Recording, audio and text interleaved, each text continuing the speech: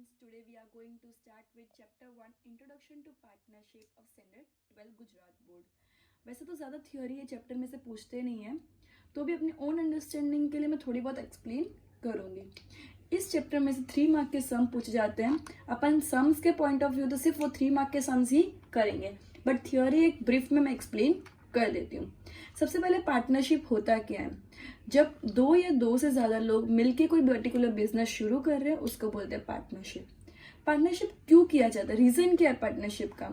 3 reasons हो सकते हैं। एक तो एक इंसान के पास बहुत नॉलेज है बट इनफ फंड्स नहीं है।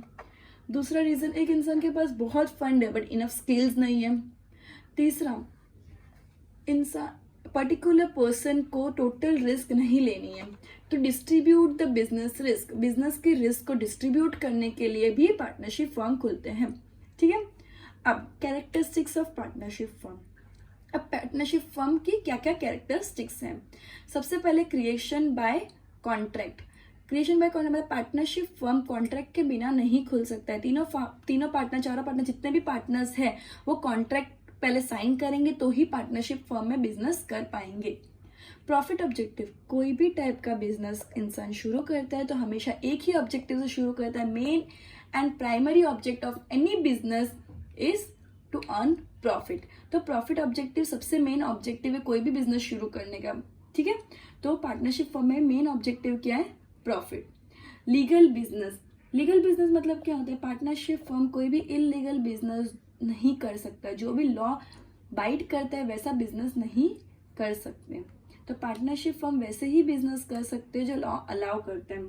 ठीक है। एजेंट ऑफ ईच अदर, एक पार्टनर सब पार्टनर्स के बिहाफ में बिजनेस कर सकते हैं या सब पार्टनर्स वो एक पार्टनर के बिहाफ में भी बिजनेस कर सकते हैं। ओके। नंबर ऑफ पार्टनर्स, 2013 के अंदर जो कंपनीज एक्ट का सेक्शन 464 था वो बोलता था कि पार्टनर्स मैक्सिमम, मिनिमम तो 2 होते हैं सबको पता है, बट मैक्सिमम 50 हो सकते हैं। लेकिन 2014 में जो गवर्नमेंट रूल्स आए उसके according maximum number of partners can be 50। ठीक है। Okay. Unlimited liability, last year भी अनलिमिटेड लायबिलिटी वाला टॉपिक बहुत डिटेल में एक्सप्लेन होता है। स्टिल थोड़ा ब्रीफ में ही एक्सप्लेन करूंगी कि अनलिमिटेड लायबिलिटी एक्चुअली होती क्या है। अनलिमिटेड लायबिलिटी मतलब क्या होता है कि partners are responsible to sell their personal asset. अगर फर्म की लायबिलिटी उनकी फर्म की एसेट से ज़्यादा है तो, मतलब if the liability of the firm is more than assets, तो लायबिलिटी चुकाने के लिए पार्टनर्स खुद के पर्सनल एसेट को बेच के उनकी लायबिलिटी कंप्लीट करेंगे, उसको बोलते हैं unlimited liability. Usually sole proprietorship, partnership firm, इन सब में अनलिमिटेड लायबिलिटी होती है। कंपनीज के केस में लिमिटेड लायबिलिटी होती है। लिमिटेड लायबिलिटी मतलब क्या होता है? अगर कंपनी में कोई लॉस हुआ तो कंपनी बेचनी पड़ रही है, कुछ भी हो रहा है, तो जितनी भी कंपनी की एसेट है वो बेच के लायबिलिटी कंप्लीट कर दी जाएगी एंड बाकी की जो लायबिलिटी है वो बेड डेप हो जाएगा, उसमें कुछ भी नहीं कर सकते। लेकिन in case of partnership firm, अगर तुम्हारा बिजनेस की मतलब फर्म की लायबिलिटी बहुत ज़्यादा है, एसेट कम है, तो पार्टनर्स अपनी पर्सनल एसेट बेचेंगे एंड फर्म की लायबिलिटी को पूरा करेंगे। Ownership and management of the firm, partners खुद ही मैनेजर्स एंड ओनर्स होते हैं फर्म के।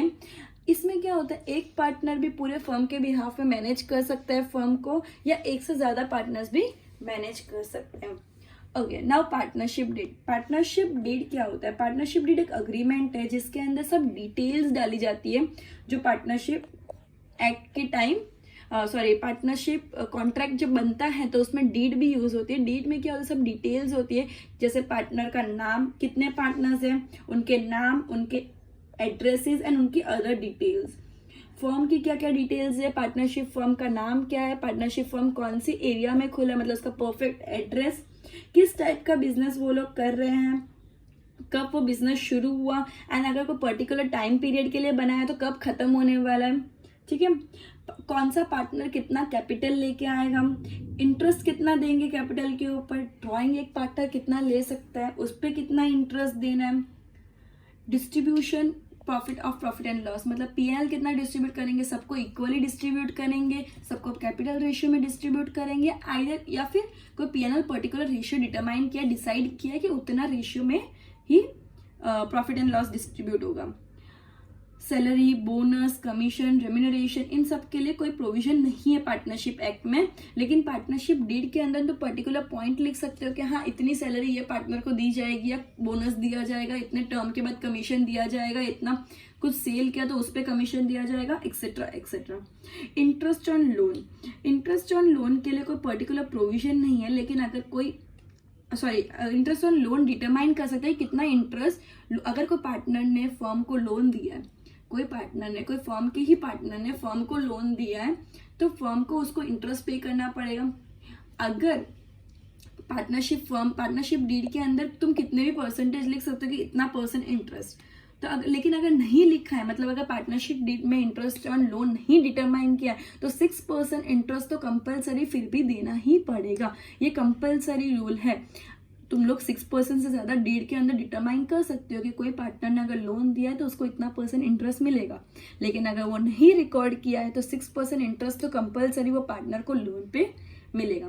गुडविल क्या है, एडमिशन, रिटायरमेंट के केस पे पार्टनरशिप का ट्रीटमेंट क्या होगा, डिसॉल्व हो जाएगी तो पार्टनर्स को कैसे प्रॉफिट डिस्ट्रीब्यूट किया जाएगा, कैसे क्या, हाँ ये सब कुछ डिटरमाइन किया जाता है पार्टनरशिप डीड के अंदर। प्रीवियसली रिकॉर्ड ही कर देते, जब पार्टनरशिप फॉर्म होता है, स्टार्ट होता है, तब पार्टनरशिप डीड के अंदर ये सब डेटा रिकॉर्ड किए जाते हैं। अब ऐसे कौन से प्रोविजंस हैं जो पार्टनरशिप डीड नहीं होता फिर भी होते हैं, ठीक है। अब पार्टनरशिप डीड नहीं बनाए, पार्टनरशिप डीड कंपलसरी नहीं है, मैंडेटरी नहीं है, बट ऑप्शनल है, बट लोग यूजुअली ये डीड बनाते ताकि कोई कंफ्यूजन क्रिएट ना हो। अगर पार्टनरशिप डीड नहीं है तो कौन से प्रोविजंस फॉलो करने पड़ते हैं। जितने भी पार्टनर ने कैपिटल कंट्रीब्यूट किया in the firm by mutual agreement, तो उसके ऊपर कोई रेस्ट्रिक्शन नहीं है। ये ज़रूरी नहीं है कि हर पार्टनर को कैपिटल लाना ही पड़ेगा, पार्टनर्स खुद म्यूचुअली डिसाइड करके कैपिटल लेके आ सकते हैं। इंटरेस्ट ऑन कैपिटल नहीं पे कर सकते, इंटरेस्ट ऑन ड्राइंग पे नहीं कर चार्ज नहीं कर सकते। अगर प्रॉफिट एंड लॉस का रेशियो डिटरमाइन नहीं किया है तो प्रोविजन ये बोलता है कि तीनों को इक्वली डिस्ट्रीब्यूट होगा, मतलब तीनों मतलब जितने भी पार्टनर्स हैं उन सब में इक्वली प्रॉफिट डिस्ट्रीब्यूट होगा। सैलरी, बोनस, रेम्यूनरेशन कुछ भी पे नहीं कर सकते अगर कोई भी प्रोविजन पार्टनरशिप फर्म के अंदर, पार्टनरशिप डीड के अंदर नहीं बनाया है। तो अगर पार्टनरशिप डीड नहीं बनाई है तो 6% लोन, इंटरेस्ट ऑन लोन तो देना ही पड़ेगा, ठीक है। In case of any reasonable expense incurred by the partner for the firm, the partner has the right to, अगर पार्टनर ने कोई भी खर्चा किया है फर्म के बिहाफ में तो पार्टनर के पास राइट है कि फर्म से उतना पैसा वापस ले ले, कि मैंने ये पर्टिकुलर खर्चा किया है फर्म के बिहाफ में, तो पार्टनर को वो पैसा वापस फर्म से मिलेगा। ओके, अब कैपिटल अकाउंट्स। कैपिटल अकाउंट दो टाइप के होते हैं, एक होता है फिक्स एंड एक होता है फ्लक्चुएटिंग। फिक्स कैपिटल अकाउंट जो होता है उसके अंदर दो टाइप के कैपिटल अकाउंट बनते हैं। एक होता है पार्टनर्स कैपिटल अकाउंट और एक होता है partners current account. Partner capital account के अंदर सिर्फ opening and closing balance of partners capital record किया जाता है। एंड पार्टनर्स करंट अकाउंट में जितने भी पार्टनर्स रिलेटेड एक्स्ट्रा एक्सपेंसेस है, जैसे एक्सपेंसेस है, इनकम है, लॉस है, पार्टनर से रिलेटेड जितना भी प्रॉफिट, लॉस, एक्सपेंस, इनकम जो भी है सब कुछ उसके अंदर रिकॉर्ड होगा। पार्टनर से रिलेटेड जो भी खर्चा है, जो भी आया पैसा, जो भी पैसा गया, सब कुछ करंट अकाउंट में रिकॉर्ड किया जाएगा, पार्टनर्स करंट अकाउंट में। लेकिन फ्लक्चुएटिंग कैपिटल अकाउंट मेथड के अंदर सिर्फ एक ही अकाउंट बनता है, that is partners capital account, जिसके अंदर ओपनिंग बैलेंस, क्लोजिंग बैलेंस से लेके खर्चा, इनकम, प्रॉफिट, लॉस, जितना भी जो भी हो पार्टनर से रिलेटेड जो भी चीज़ें ट्रीटमेंट होते हैं वो सब ट्रीटमेंट एक ही अकाउंट में रिकॉर्ड करेंगे, ठीक है। नेक्स्ट है PNL appropriation account. PNL appropriation account क्या होता है? पीएनएल अब नॉर्मली अपन लास्ट ईयर तक क्या करते थे, trading account, profit and loss account and balance sheet बनाते थे। अब बनाया जाता है ट्रेडिंग अकाउंट। पार्टनरशिप फर्म के केस में क्या बनाया जाता है? Trading account, profit and loss account, profit and loss appropriation account, partners capital account and balance sheet. इसमें दो अकाउंट बढ़ जाते हैं, एक तो PNL appropriation and partners capital account. PNL appropriation में पार्टनर से रिलेटेड जितने भी ट्रीटमेंट्स होते हैं वो PNL appropriation and capital account में। अगर पीएनएल अप्रोप्रिएशन के डेबिट में जाएगा तो पार्टनर्स कैपिटल क्रेडिट में जाएगा, अगर पार्टनर्स कैपिटल क्रेडिट में जाएगा तो पीएनएल अप्रोप्रिएट डेबिट में जाएगा। ओके, लास्ट ईयर तक अपन इंटरेस्ट ऑन कैपिटल क्या करते थे? इंटरेस्ट ऑन कैपिटल एक तो बैलेंस शीट के लायबिलिटी साइड कैपिटल में ऐड कर देते थे एंड दूसरा पीएनएल अकाउंट के अंदर डेबिट साइड लिखते थे। लेकिन अब वो सोल प्रोप्राइटरशिप था, अब पार्टनरशिप है, मतलब 2-3 पार्टनर्स का एक साथ होगा, वो पीएनएल में नहीं रिकॉर्ड करते, पार्टनर वाइज पीएनएल अप्रोप्रिएशन की डेबिट साइड लिखते हैं एंड पार्टनर्स अकाउंट के क्रेडिट साइड ओपनिंग बैलेंस में ऐड कर देते हैं। ठीक है, सेम ट्रीटमेंट है लेकिन डिफरेंट अकाउंट्स बना के ट्रीटमेंट किया गया है ताकि बाइफोगेट कर सके अलग अलग पार्टनर्स के हिसाब से। ओके, नेक्स्ट पीएनएल और पीएनएल अप्रोप्रिएशन का डिफरेंस क्या है मैंने वो भी समझा दिया। Let's start with the sum. Okay, अब मैंने इलस्ट्रेशंस नहीं समझा है, इधर एक्सरसाइज के सम से शुरू कर रही हूँ बिकॉज इलस्ट्रेशन एंड एक्सरसाइज का सम साइमल्टेनियसली सेम चीज फॉलो कर रहे हैं। जो एक्सरसाइज का फर्स्ट सम है इलस्ट्रेशन भी वही सेम सम है, कुछ भी डिफरेंस नहीं है। एक्सरसाइज का सेकंड सम जो बोल रहे हैं इलस्ट्रेशन का सेकंड सम भी वही बोल रहा है। ठीक है, तो तुम लोग को एक्सरसाइज में नहीं आ पाए और लेकिन इलस्ट्रेशन तो देख के एक बार फिर भी आ जाएगा, इसलिए मैंने एक्सरसाइज के साथ शुरू किया है। ठीक है, सबसे फर्स्ट सम एक्सरसाइज का क्या बोलते हैं। अब सबसे पहली बात तुमको इलस्ट्रेशन 1 to 11 एंड एक्सरसाइज में क्वेश्चन नंबर 3 के 1 to 11 सम्स ही करने हैं, क्योंकि इसके सिवाय बड़े सम्स ये वाला सिलेबस में इंक्लूड नहीं है, बाकी सब चीज ओमिट है। ठीक है, okay, question number 3 sum 1 page number 30। A partner withdraws identical amount at the end of each month from the firm. At the end of the year, total annual drawing is 12,000. 12% per annum interest is chargeable on drawings. Determine the amount of interest on drawing of the year. अब ये क्या बोलता है कि एक partner है वो हर महीने के एंड में एक पर्टिकुलर सेम अमाउंट हर महीने, जैसे 500 रुपये, तो हर महीने के एंड में 500 रुपये बिजनेस में से ड्राइंग के फॉर्म में लेता है। अब एक कंसेप्ट पहले एक्सप्लेन करती हूँ सम समझाने से पहले। एट द बिगनिंग एंड, अगर ऐसा वर्ड यूज किया कि हर महीने at the beginning same amount ले रहे हैं या हर महीने एट द एंड अगर सेम अमाउंट ले रहे हैं तो उसका ट्रीटमेंट कैसे, उसका इंटरेस्ट कैसे कैलकुलेट करना है। ठीक है, अगर एट द बिगनिंग मतलब हर महीने स्टार्टिंग में मैं 500 रुपये ले रही हूँ फॉर एग्जाम्पल, तो पहले महीने मुझे पूरा 12 महीने का इंटरेस्ट लगेगा, सेकेंड मंथ मुझे पूरे 11 मंथ का इंटरेस्ट लगेगा, थर्ड मंथ 10, ऐसे करके लास्ट 12 मंथ जब आएगा तो मुझे एक ही महीने का इंटरेस्ट लगना है। वो जो मैंने 12वां महीने में जो मैंने, अगर समझो मैं कैलेंडर ईयर मान रही हूँ जनवरी टू दिसंबर, तो दिसंबर के अंदर अगर मैंने 1 दिसंबर को पैसे लिए तो मुझे सिर्फ दिसंबर का ही इंटरेस्ट पे करना है, मुझे पूरे 12 महीने का इंटरेस्ट पे करने की जरूरत नहीं है। अगर मैंने नवंबर में लिया तो मुझे नवंबर दिसंबर 2 महीने का ही इंटरेस्ट पे करना है। ठीक है, तो ऐसे मैं पूरे मंथ्स इंक्लूड कर दूंगी तो 78 मेरे टोटल मंथ्स आएंगे। ठीक है, 78/12 कर दूंगी तो ईयर आ जाएगा। ओके, सिमिलरली अगर मैं कोई amount at the end of the month ले रही हूँ, मतलब अगर मैं 1 जनवरी के बदले 31 जनवरी को पैसा ले रही हूँ तो जनवरी मंथ का तो इंटरेस्ट नहीं लगेगा, तो नेक्स्ट 11 मंथ्स का ही मुझे इंटरेस्ट लगेगा। सिमिलरली पूरा मैं कैलकुलेट करूँ तो मुझे 66 मंथ्स का रहता है। ठीक है, अब अगर मैं मिड ऑफ द मंथ ले रही हूँ पैसा, एवरी मंथ के मिड में पैसा ले रही हूँ, तो इन दोनों का जो एवरेज होता है 78 + 66/2, तो 72 हो गया। क्लियर है, अब तुमको ये सब ट्रीटमेंट दिखाने की कोई जरूरत नहीं। तुमको अगर ऐसा दिया है कि at the month beginning of the month या at the end of the month, तो तुमको ये वैल्यूज जो दी है ये वैल्यूज को प्रॉपरली लर्न रखनी है। ठीक है, 78, 66 एंड 72, इतना क्लियर है। अब तुमको इंटरेस्ट की फॉर्मूला तो पता ही होगी। इंटरेस्ट की फॉर्मूला होती है PRN/100। P means the principal, R means the rate of interest and N means the number of years upon 100। अब प्रिंसिपल पर मंथ लेंगे बिकॉज हर महीने एट द एंड या एट द बिगनिंग या एट द मिड ले रहे हैं, तो पर मंथ जो अमाउंट होगी ना अपन वही प्रिंसिपल में लेंगे। इन लोग कंफ्यूज करने के लिए पूरा साल का अमाउंट भी एक साथ दे सकते हैं, बट अपन को वो नहीं लेना है, पर मंथ का ही लेना है। ठीक है, फर्स्ट सम के अंदर भी पूरा साल का 12,000 दिया है, तो मैं मंथली देखूंगी तो डिवाइड बाई 12 1,000 रुपीज रहता है। ठीक है, अब interest is equal to 1000 × 12/100 into at the end of the month बोला है फर्स्ट सम में, तो 66/12, तो ये हो गया 660 रुपीज। क्लियर है, अब amount of interest on drawing of the year is equal to rupees 660। Now next सम,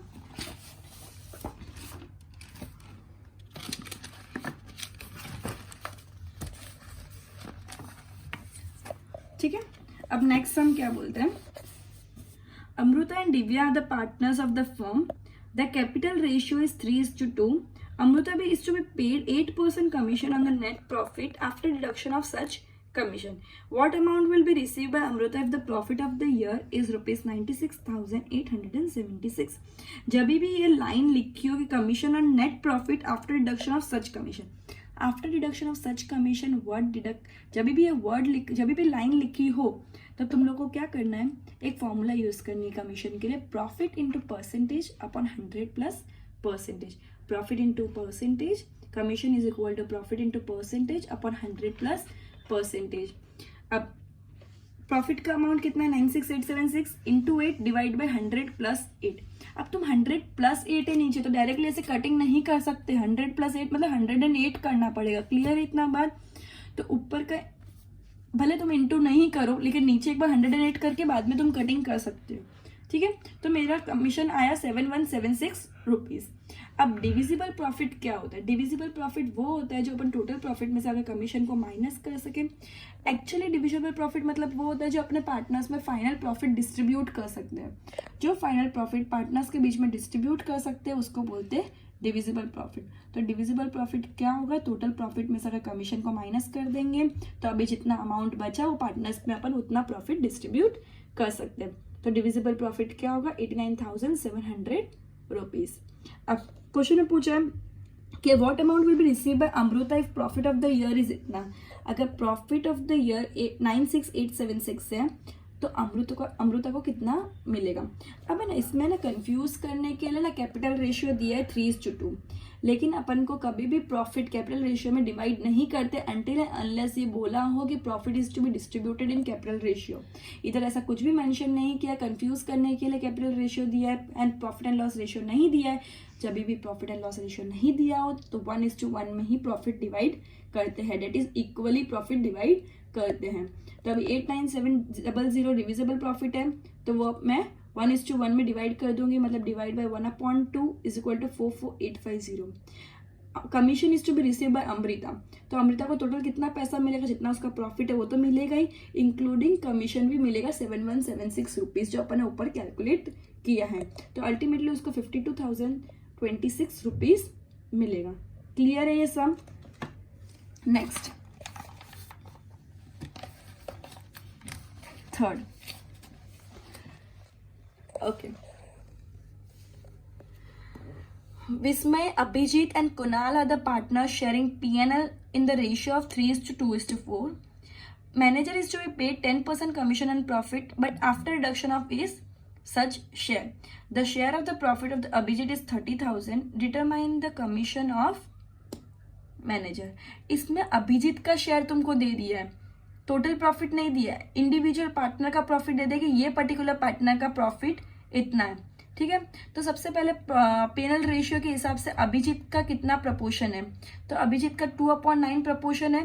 तो total divisible profit into 2/9 is equal to 30,000 होना चाहिए. ठीक है, तो अल्टीमेटली अपन को पता है कि जो इंटू होता है वो इज इक्वल टू के वो साइड जाता है, डिवाइड हो जाता है. छोटे बच्चे वाला कंसेप्ट मैं एक्सप्लेन नहीं करूंगी, तो ये चीज़ें तुमको पता है कि तो TDP is equal to 30,000 into 9 divide by 2 हो जाएगा. तो ultimately total divisible profit will be rupees 1,35,000. अब क्या बोला है कि manager is to be paid 10% commission on profit after deduction of his such share. अब इधर ये आफ्टर डिडक्शन वाली लाइन तो यूज की है, पर अपने पास टीडीपी अवेलेबल है. जब भी टीडीपी अवेलेबल होता है तो अपन को डायरेक्टली परसेंटेज कैलकुलेट करने पड़ता है. जब भी अपने पास नेट प्रॉफिट होता है तो अपन इंटू परसेंटेज अपन 100 प्लस परसेंटेज करते हैं. इधर अपने पास टीडीपी है तो भले ये लाइन लिखी अपन डायरेक्टली परसेंटेज कर देंगे. तो 1,35,000 का 10% करेंगे तो it will be 13,500 rupees. Clear है ये पॉइंट? ये एकदम समझना बहुत ज्यादा इंपॉर्टेंट है, नहीं तो तुम ये दो कंसेप्ट में कंफ्यूज हो जाओगे. एकदम क्लियर है. टीडीपी एंड नेट प्रॉफिट में डिफरेंस है. नेट प्रॉफिट वो प्रॉफिट होता है जिसके बाद पार्टनर्स के खर्चे निकाले जाते हैं. डिविजिबल प्रॉफिट वो प्रॉफिट होता है जो हर खर्चे निकालने के बाद पार्टनर्स में डिस्ट्रीब्यूट किया जाता है. आज हमारा सेशन इसी सम के साथ कंप्लीट करेंगे. नेक्स्ट सेशन फोर्थ सम से शुरू करेंगे. ओके.